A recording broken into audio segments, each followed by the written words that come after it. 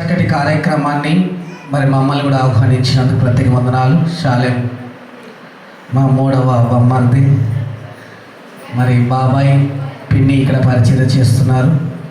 మొదటిసారిగా మరి సంఘంలో దైవ సేవకురాల మధ్య, అనుభవం కలిగిన సేవకుల మధ్య, అక్కడ కూర్చున్న వారి సేవకుల మధ్య దేవుడు వాక్యాన్ని అందించడానికి నాకు ఇచ్చిన అవకాశం బట్టి వందనాలు తెలియజేస్తూ, త్వరగా ఆల్రెడీ ఒకటికే క్లోజ్ చేద్దామన్నారు. అయ్యగారు నిలబడి రెండింటికి క్లోజ్ చేద్దామన్నాడు. ఆల్రెడీ 2 క్లోజింగ్ టైం అయిపోయింది. కాబట్టి నేను మిమ్మల్ని బోధకున్నే కానీ బాధకుని కాకుండా ఉండడానికి ప్రార్థన చేయమని ముందే చెప్పాడు. కాబట్టి త్వరగా వెళ్దాం. నేను మిమ్మల్ని ఒక ప్రశ్న అడిగి ముందుకు వెళ్తాను. కీర్తి ఉంటే శాలేం ఉంటాడా? శాలేం ఉంటే కీర్తి ఉంటాడా? నా మాట అర్థమైందా? నా మాట అర్థమైతే మిగతా వాక్యం అర్థమైంది. కీర్తి ఉంటే శాలేం ఉంటాడా? శాలేం ఉంటే కీర్తి ఉంటుందా?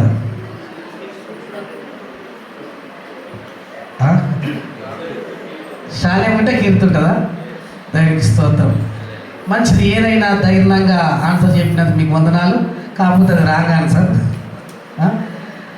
కీర్తి ఉంటే శాలేం, దేవుణ్ణి మన జీవితంలో కీర్తించినట్లయితే శాలేం అనే సమాధానము మన జీవితంలో ఉంటుంది. ప్రత్యేకంగా వందనాలు అన్న. ఇది సౌండ్ క్లియర్గా ఉందన్న?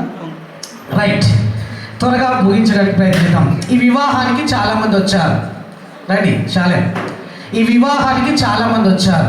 చాలామంది వచ్చినప్పుడు ఉట్టి చేతులతో రాలేదు. వారి స్తోమత తగ్గట్టు, వారికి ఉన్న మరి బలాన్ని బట్టి, వారికి ఉన్న స్తోమతను బట్టి నూతనంగా జతపరచబడుతున్న శాలేం కీర్తికి చక్కటి బహుమానాలు ఇచ్చారు. అయితే మన ఇల్లు కాల్ చేసేటప్పుడు నేను చూశాను. అన్నీ ఒక పెద్ద సంచిలో ఉన్నాయి. ఒక రూమ్ అంతా వీరు తీసుకొచ్చిన బహుమానాలు ఉన్నాయి. ఆ బహుమానాలలో చిన్న నుంచి పెద్ద వరకు ఉన్నది. 100 రూపాయల నుంచి మొదలు పెడితే 1000 రూపాయల వరకు కూడా ఆ బహుమానాలు ఉన్నాయి. ఎందుకు ఆ అన్ని రకాలుగా బహుమానాలు ఉన్నాయంటే వారి స్థాయికి తగ్గట్టుగా దేవుడు వారికి వారి స్థాయి తగ్గట్టుగా వారు బహుమానాలు ఇచ్చారు. అయితే దేవుడు ఎలాంటి వాడు అంటే బైబిల్లో రాయబడింది, ఆయన శ్రీమంతుడైన దేవుడు తన స్థాయికి తగ్గట్టుగా బహుమానం ఇవ్వాలని ఆశ కలిగిన దేవుడు జతపరచబడిన వారికి ఇస్తున్న బహుమానాలే ఈ గర్భఫలాలు. అన్నీ సంచిలో పెట్టి మూత కట్టొచ్చు, కానీ దీన్ని మాత్రము సంచిలో పెట్టి మూత కట్టరు. ఎందుకంటే ఆయన కీర్తనీయుడైన శ్రీమంతుడైన దేవుడిస్తున్న బహుమానం. అయితే త్వరగా ఎందుకు ఇస్తున్నాడు పిల్లల్ని అని ఒక మాట చదివి నేను త్వరగా ముందుకు వెళ్తాను. ఒకసారి చూద్దాం. నిర్గమకాండము 2వ అధ్యాయం. శాలేం ముందుకు రావడానికి ప్రయత్నం చేయండి. త్వరగా కీర్తి పక్కన ఉండడానికి లేదా ఇంటి పక్కన ఉండడానికి ప్రయత్నం చేద్దాం. 2వ అధ్యాయం. ఎందుకు ఇచ్చాడు మీకు? ఫస్ట్ మా శాలేం అడుగుదాం. నేను ఒక మంచి విషయం చెప్పాలి. ఇంతవరకు మా శాలేం గురించి నేను చూసినా కానీ ఇంత చక్కగా పాట పాడతాను నేను కూడా అనుకోలేదు. First time. నేను మంచి గాయకుడు ఉన్నాడు అందులో. నిజంగా అసలు ఫస్ట్ టైం నా సొంత బొమ్మరిదే నాతోనే ఉంటుంది, కానీ పాట పాడంగా నేను ఎప్పుడు వినలే. కానీ నాకు కొంచెం ఏడుపు వచ్చింది. ఎందుకంటే నేను పాటగా దాన్ని భావించలేదు, తన బాధగా మరి జీర్ణించుకున్నాడు. మంచిది. ఎందుకు ఇచ్చాడు? ఇక్కడ చాలామంది పిల్లలు ఉన్నారు కాబట్టి దేవుడు మనకి ఎందుకు పిల్లలు ఇస్తున్నారో ఒక మాట చదువుకుని వెళ్దాం. 2వ అధ్యాయం 9వ వచనం. ఫరో కుమార్తె ఆమెతో ఫరో కుమార్తె స్థానంలో దేవుని కనుక పెట్టుకుంటే శాలేం కీర్తి. లేదా ఇక్కడ ఉన్న తల్లిదండ్రులారా, ఈ బిడ్డను తీసుకొని పోయి నా కొరకు వానికి పాలిచ్చి పెంచుము, నేను నీకు జీతం ఇచ్చేదను. దేవుడు బిడ్డలనిచ్చేటప్పుడు ప్రతి తల్లిదండ్రులతో చెబుతున్న మాట, కానీ గ్రహించేవారు తక్కువ. ఈ బిడ్డను తీసుకొని పోయి పాలిచ్చి ఎవరి కొరకు పెంచాలంట? ఆయన కోసం పెంచాలి.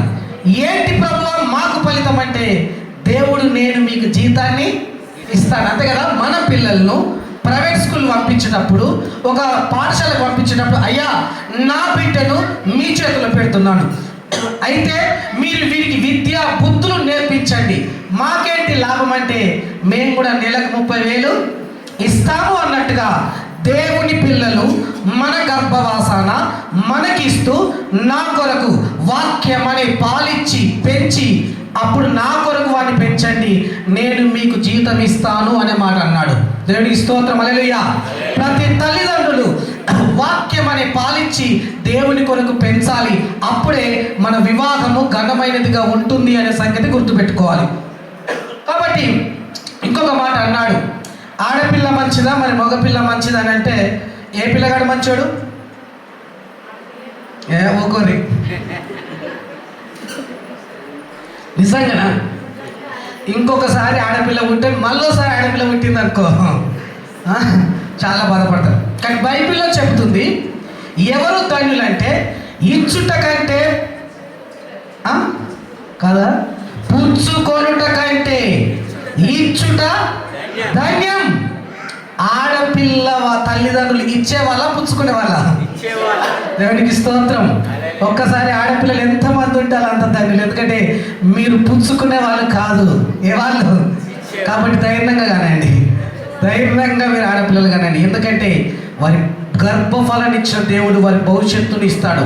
బైబిల్ గ్రంథంలో ఫిలిప్పీకి 3 కుమార్తెలు ఉన్నప్పటికీ వారు 3 ప్రవక్తలుగా ఉన్నారు. కాబట్టి దయచేసి నలుగురు కుమార్తెలు అంటే 4 ప్రవక్తలుగా ఉన్నారనే విషయాన్ని గుర్తుపెట్టుకోవాలి. కాబట్టి మొదటిగా ఈ బిడ్డను తీసుకొని పాలించి ఎవరి కొరకు? దేవుని కొరకు పెంచాలి. రైట్. ఎందుకంటే అది ఆయన పిల్లలు. మనం అప్పుడప్పుడు ప్రైవేట్ స్కూల్కి వెళ్ళినప్పుడు మన పిల్లవాడు బస్సు నుంచి కింద పడగానే టీచర్స్ ఏం చేస్తారు చెప్పండి? టీచర్స్ ఏం చేస్తారు?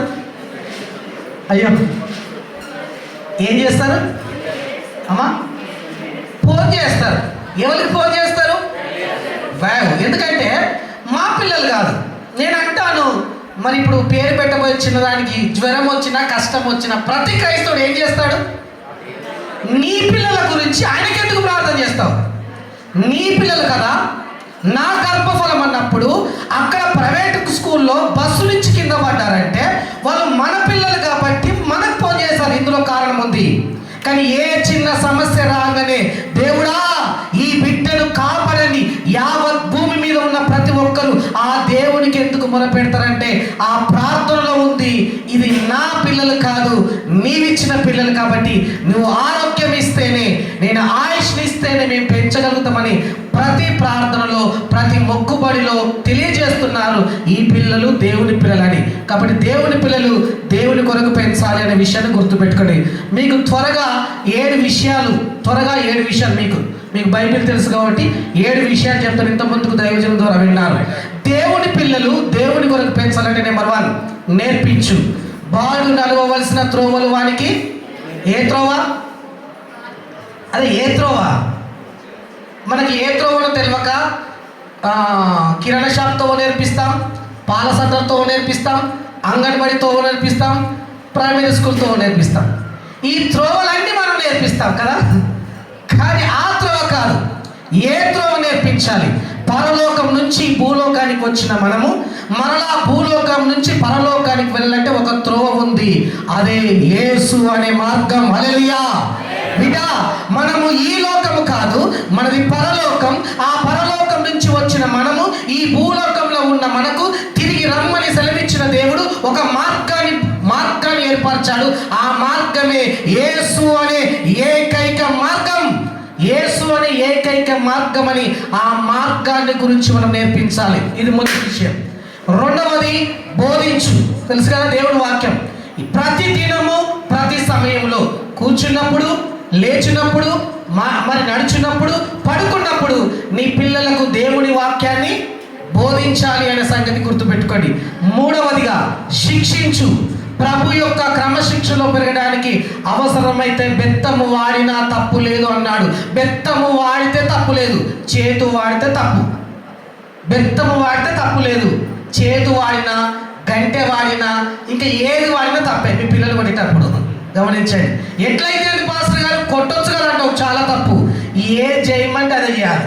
బెత్తం ఎందుకు వాడమనంటే బెత్తము వాడితే కాళ్ళ మీదనో చేతుల మీద కొడతావు, కానీ చేతు వాడితే చెంప మీద కొడతావు. ఆడు తప్పించుకోవడానికి కొంచెం మిస్ అయినా ఇక్కడ ఉన్న మెదడు డ్యామేజ్ అయ్యే ప్రమాదం ఉంటుంది.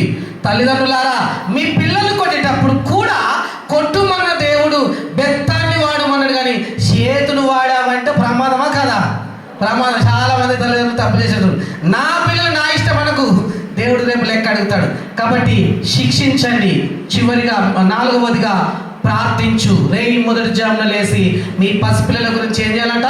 వారి భవిష్యత్తు గురించి ప్రార్థించాలి. అగస్టిన్ అనే ఒక భక్తుడు అంటాడు, ఏంటయ్యా నువ్వు దొంగగా, వ్యభిచారిగా ఈ రోజు నువ్వు తిరిగావు, ఈ రోజు గొప్ప సేవకుడు కావడానికి గల కారణం ఏంటి అని ఆలోచన చేస్తే, నా తల్లి కార్చిన కన్నీరు ద్వారా ప్రభు పాదాల దగ్గరికి నేను కొట్టుకొని వచ్చాను.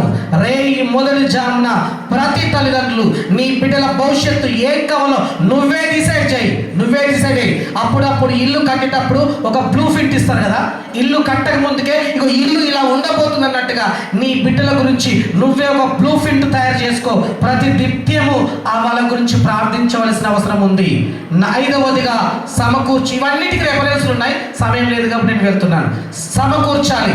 పిల్లలకు తల్లిదండ్రులు ఆస్తిని కూడా ఏం చేయాలంట? సమకూర్చాలి. తరువాత నడిపించు. నీతి న్యాయాలు అనుసరించే విధంగా వాళ్ళని నడిపించాలి. 7వదిగా ప్రేమించు. ఎందుకంటే ఇది ఏ బహుమానం? దేవుడిచ్చే బహుమానం అనే విషయాన్ని గుర్తుపెట్టుకో. 7 విషయాలు గుర్తున్నాయా? 7 విషయాలు దేవుడికి స్తోత్రం. మంచిది. ఇక త్వరగా ఒక 5 నిమిషాలలో నేను నా ప్రసంగం ముగించడానికి ప్రయత్నం చేస్తాను. ఒక మాట గమనించండి. ఎందుకు దేవుడు మనకు పిల్లలు ఇచ్చాడంటే, మొట్టమొదటిగా ఆదామును చేసేటప్పుడు దేవుడు బాల్యాన్ని ఇవ్వలేదు. ఇచ్చాడా? ఇవ్వలే.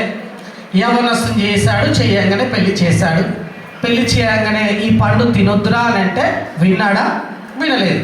వినకపోతే ఆలోచించిన దేవుడు, ఇదిగో తర్వాత కాలంలో నేను నా పిల్లలకు బాల్యాన్ని ఇవ్వాలి, ఆ బాల్యంలో తల్లిదండ్రులు వారిని నేర్పాలి, మొక్క ఉన్నప్పుడే దాన్ని సరైన రీతిలో ఉంచాలి అని దేవుడు మనకి పిల్లల్ని ఇచ్చాడు. అయితే ఈ పిల్లల గురించి దేవుని వాక్యం ఏమని సెలవిస్తుందో ఒక మాట చూసి నేను త్వరగా ముందుకు వెళ్తాను.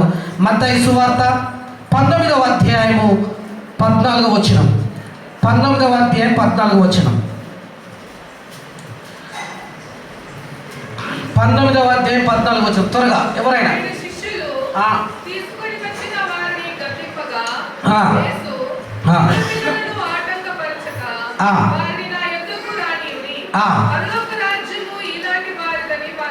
దేవునికి స్తోత్రం. ఇది చాలా చాలా ప్రాముఖ్యమైన మాట.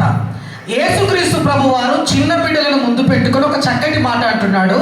పరలోక రాజ్యానికి లేదా మోక్షానికి ఎవరు వెళ్తారంటే, ఇదిగో ఇలాంటి వారిదే పరలోక రాజ్యం. ఈ చిన్న బిడ్డ ఫంక్షన్కి వచ్చిన మనకందరికీ దేవుడు ఈ చిన్న బిడ్డ ద్వారా మనకు అనేక విషయాలు నేర్పిస్తున్నాడు. ఏంటయ్యా అంటే, ఓ జనాంగమా, లేకపోతే ఒక సమస్త ప్రజలారా, మోక్ష మార్గాన్ని వెతికే సమస్త జనులారా, మీకు మోక్ష రాజ్యం కావాలంటే, లేదా స్వర్గానికి మీరు వెళ్ళాలంటే, మోక్షానికి మీరు వెళ్ళాలంటే, దేవుడు ఉండే ఆ మహాలోకానికి వెళ్ళాలంటే మీరు చేయవలసిన పని ఏంటంటే, ఇలాంటి వారిదే పరలోక రాజ్యం అన్నాడు. ఎలాంటి వారిది ప్రభు అంటే, ఇదిగో పసిబిడ్డలదే పరలోక రాజ్యం.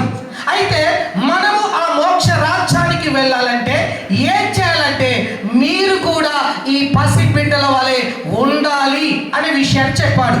పసిబిడ్డల వలె ఎవరైతే ఉంటారో, పసిబిడ్డల మనస్తత్వం కలిగి ఎవరైతే ఉంటారో వారిదే పరలోక రాజ్యము అనే విషయాన్ని గుర్తుపెట్టారు.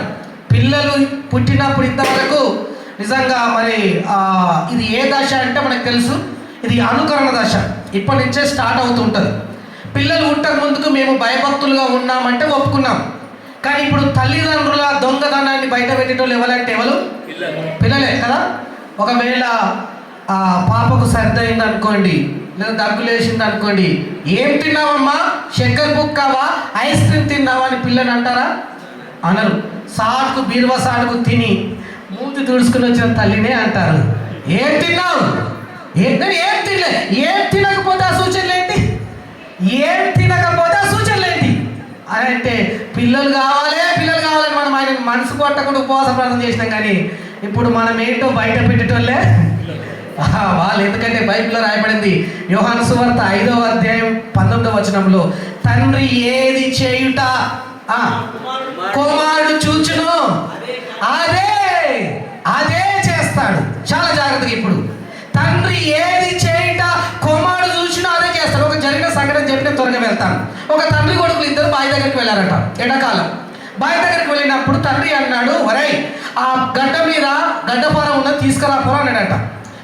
ఆ గడ్డపారను ముట్టుకోగానే ఆ గడ్డపార వేడికి గరంగా ఉంది. ఆ అబ్బాయి అన్నాడు, డాడీ గడ్డపారకు జ్వరం వచ్చింది డాడీ అన్నాడట. అయ్యో సమాధానం చెప్పలేక తీసుకుపోయి ఆ బోధాలు వేసి రాపోరన్నాడట. తెలుసు కదా మీకు అందరూ తెలంగాణ కాబట్టి బోధాలు అంటే తెలుసు కదా, హౌస్ పంపు పోసే హౌస్లో వేసాడు. హౌస్లో వేసిన తర్వాత 5 నిమిషాలకు తీసుకురాపోరనగానే పట్టుకున్నాడు, చల్లగైంది, జ్వరం తక్కువైంది. వావ్, నిజంగా ఏమి అద్భుతం. గడ్డపారకు జ్వరం వచ్చిన 5 నిమిషాలకు బోధాలు వేసాగానే అది త్వరగా జ్వరం తక్కువైందని మనసులో రన్ అయింది. తండ్రి ఏది చేయుట కుమారుడు చూచినో అదే చేస్తాడు.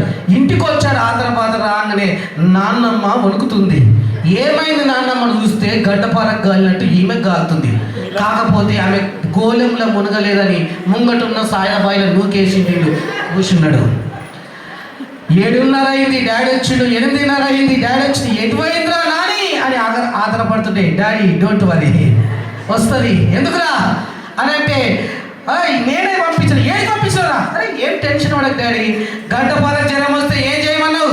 బోధాలు వేయమన్నావు. ఇగో నాన్నమ్మకు జ్వరం వచ్చింది, కాకపోతే అది బోధాలు మునిగేటట్లేదు, అందుకే సాదాబాయి లేచిన అన్నాడు. కాబట్టి చాలా జాగ్రత్తగా మనం ఏంటో బయట పెట్టేది ఎవరైనా ఉన్నారంటే మన పిల్లలే. తండ్రి తల్లి ఏది చేయుట వాళ్ళు చూస్తారో అదే వాళ్ళు చేస్తారు అన్నాడు. కాబట్టి ఈ విషయంలో చాలా జాగ్రత్తగా గుర్తుపెట్టుకోవాలి. కాబట్టి ఇక్కడ ప్రాముఖ్యమైన విషయం ఏంటంటే తల్లిదండ్రులు పిల్లలని పరలోక రాజ్యం అనే విషయం అన్నారు. మరి పిల్లలు ఏం చేస్తారంటే నిజంగా ఇక్కడ చాలా మంది దైవజనులు ఉన్నారు, చాలా రెఫరెన్స్లు ఉన్నాయి, కానీ వాటన్నిటిని నేను ఇవ్వలేను. కానీ వాళ్ళని ఆసక్తి కలిగి ఉంటే తర్వాత మీకు రెఫరెన్స్లు ఇస్తాను. బైబిల్ గ్రంథంలో నుంచి మనం చూడగలిగితే ప్రతి దానికి ఒక రెఫరెన్స్ ఉంది. ఇలాంటి వారిదే పరలోక రాజ్యం అన్నప్పుడు పిల్లలు ఏం చేస్తారు అని అంటే కీర్తనల గ్రంథము 8వ అధ్యాయం 2వ వచనం ప్రకారము పిల్లలు స్తుతిస్తారు అని రాయబడింది. బాలుల యొక్కయు చంటి పిల్లల యొక్కయు స్తుతుల మూలముగా ఆయన ఒక దుర్గమును స్థాపిస్తానన్నాడు. స్తుతిస్తారంట. మనకు తెలియకుండానే పిల్లలు స్తుతిస్తారు. మనం కూడా పరలోక రాజ్యం పోవాలంటే ఎవరు చేయాలంట? స్తుతించాలి. ఇంతకుముందుకు మొదటి గ్రీటింగ్లో ఒక దైవజనుడు చక్కటి మాట చెప్పాడు, నా ప్రాణమా యెహోవాను సన్నుతించుము, ఆయన చేసిన ఉపకారములలో దేనిని మనము న్యూ ఇయర్ వచ్చినప్పుడు ఒక ఆయన నేను ప్రార్థన చేయమన్నా, అయ్యా ఈ సంవత్సరం అంతా దేవుడు కాపాడు కదా, దేవుడికి కృతజ్ఞతలు చెల్లించమంటే ఆయన అన్నాడు, సంవత్సరం అంతా కాపాడినందుకు నీకు వందనాలు అన్నాడు.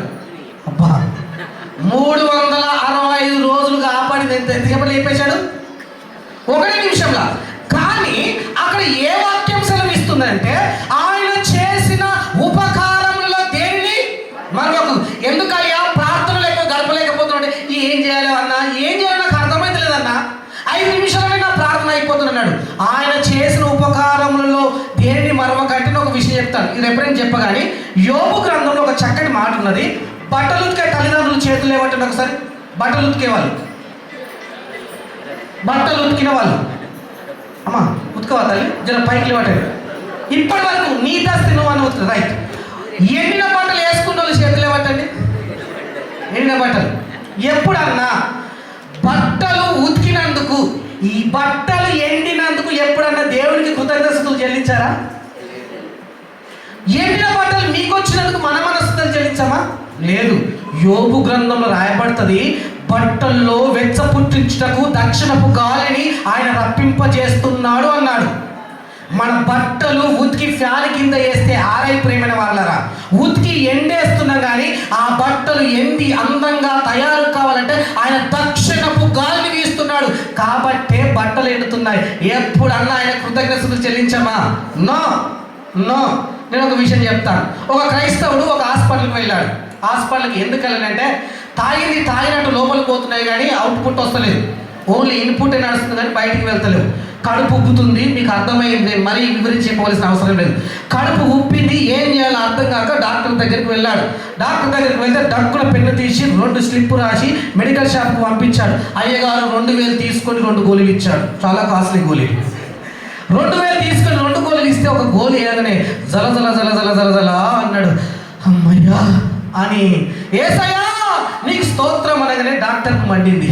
రై నీకు బంద్ అయితే నేను గోలిస్తే థ్యాంక్స్ నాకు చెప్పాలి కానీ యేసయ్యకి ఎందుకురా అంటే అసలు నీకు ఓపిచ్చింది ఎవర్రా అన్నాడు. నువ్వే, మరి నాకు కదా థ్యాంక్స్ చెప్పవలసిందంటే పోపించింది నువ్వైనా యేసయ్య నీకు స్తోత్రం. అరే నీకు దిమాకరమైనారా? ఎందుకురా యేసయ్యకు మరి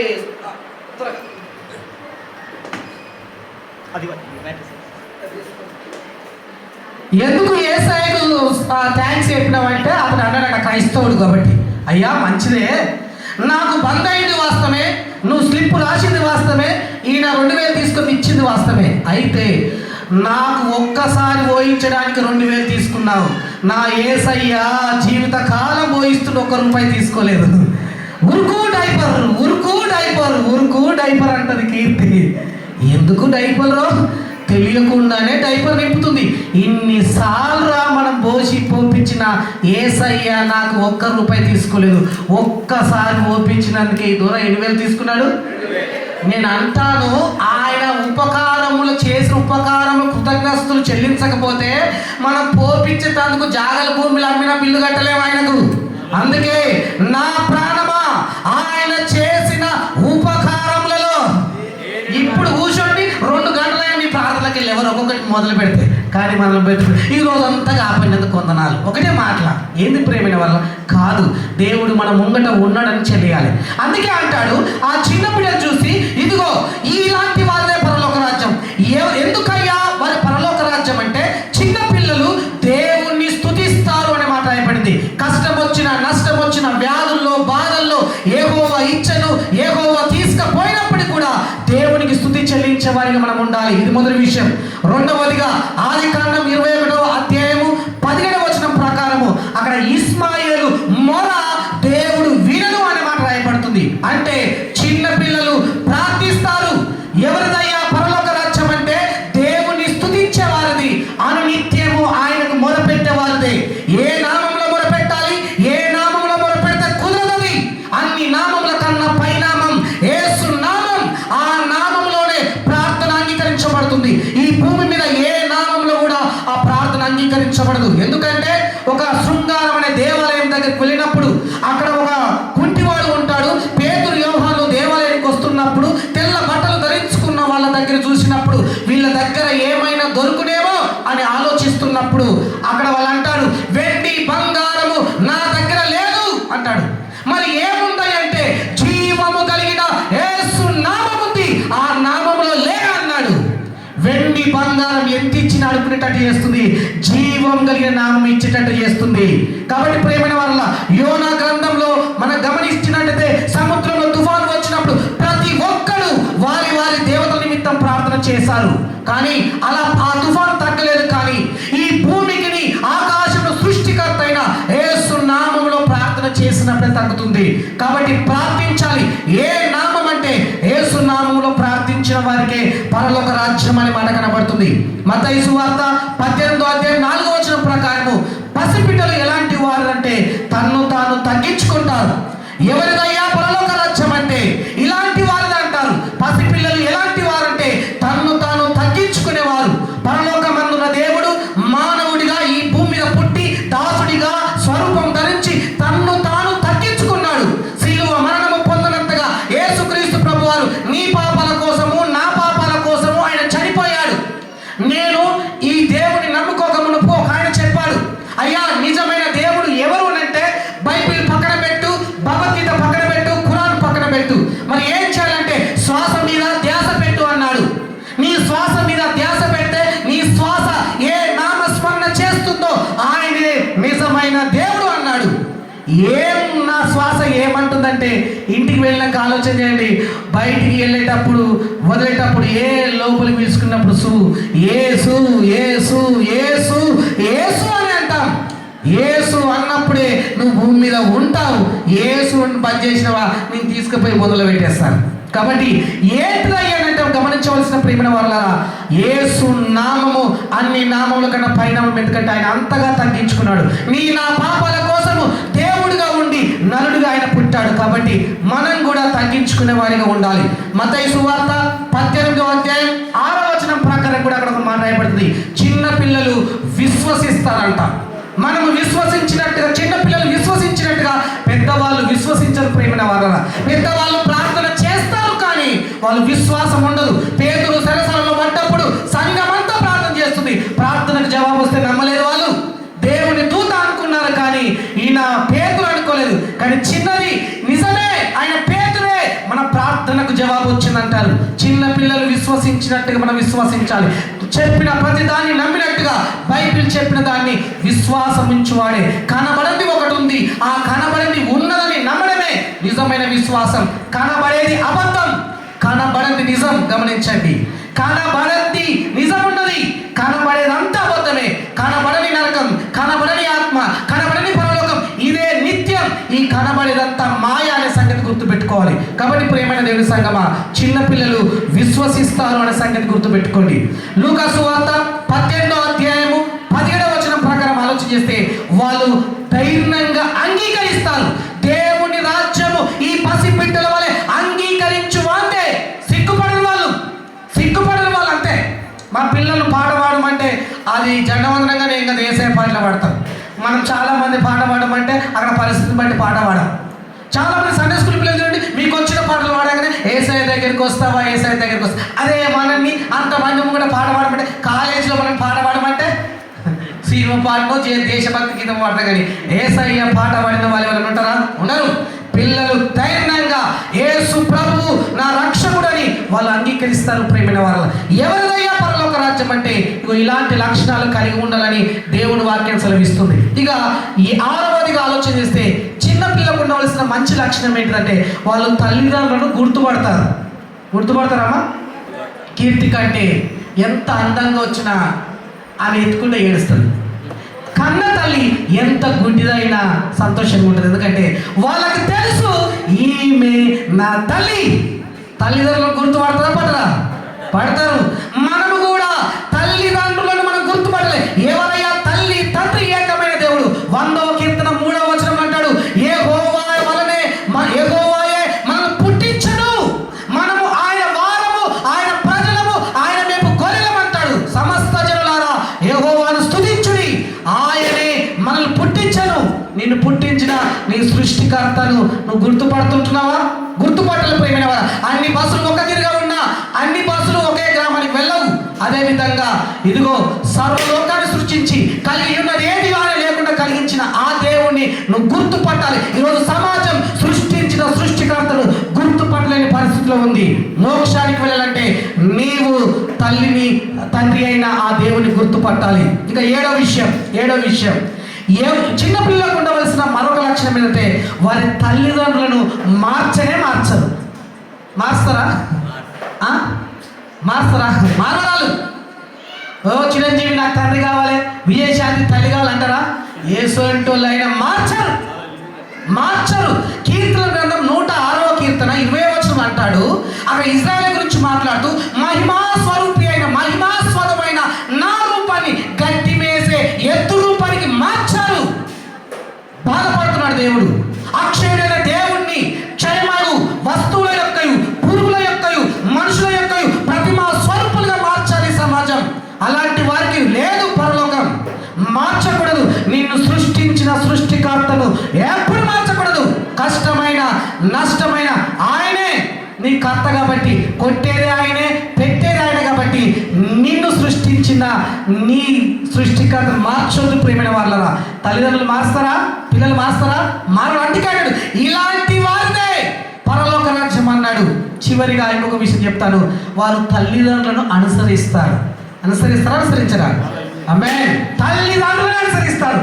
వాళ్ళు చీర కట్టుకుంటే వీళ్ళు చీర కట్టుకుంటారు, వాళ్ళు చెప్పులు తొడుక్కుంటే సైజు పట్టకుండా చెప్పులు తొడుక్కుంటారు. వారు ఇస్తారాకి వేసుకుంటే వీరు ఇస్తారాకి వేసుకుంటాడు. అనుకరణ. నీ దేవుడైన యేసుక్రీస్తు అడుగు జాడులో నువ్వు అనుసరిస్తున్నావా? నా గొర్రెలు నా స్వరము వింటాయి, నా గొర్రెలు నన్ను వెంబడిస్తే అంటున్నావు. యేసుక్రీస్తు అడుగు జాడులో నడిచే అనుభవం మనకుంటే మనది కూడా పరలోక రాజ్యం అంటాడు. చివరి ఒక మాట చెప్తాను.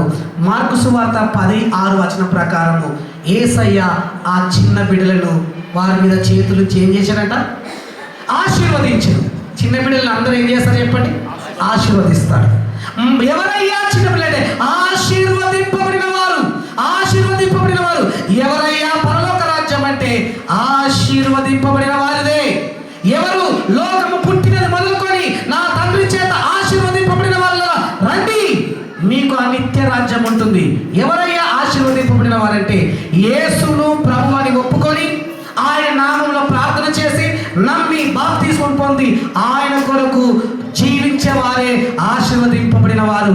అట్టి వారే పరలోక రాజ్యానికి వారసులు.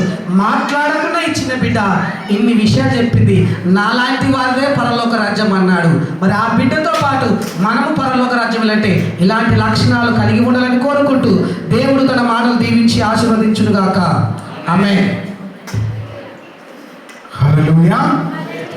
దేవునికి స్తోత్రం కలుగును గాక.